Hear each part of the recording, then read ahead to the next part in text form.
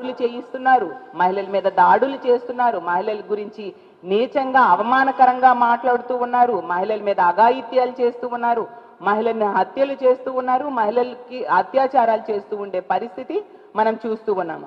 అలాగే ఆ చేబ్రోలు కిరణ్ అనే వ్యక్తి గురించి తీసుకుంటే ఎంత దారుణం, ఆ రోజు అంత దారుణమైన వ్యాఖ్యలు ఆ రోజు చేస్తే వారం రోజుల్లోనే పోలీసులు ఛార్జ్ షీట్ వేసేసి బెయిల్ వచ్చేలా చేసేశారనమాట.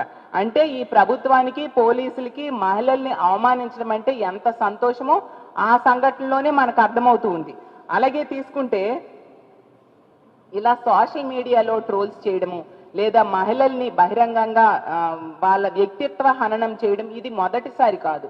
గతంలో తీసుకుంటే 8వ తరగతి అమ్మాయి జగనన్నను కలిసి తన సంతోషం వ్యక్తం చేస్తే ఆమెను ఎంత దారుణంగా ట్రోల్ చేశారు. తన తల్లిని కూడా మార్చేశారు. అంత దిగజారిపోయి ఐటీడీపీ వాళ్ళు వ్యవహరించిన పరిస్థితి మనం చూసాము. అలాగే గతంలో గీతాంజలి అనే మహిళ విషయంలో మనం తీసుకుంటే జగనన్న ఇచ్చిన అమ్మబడితో తన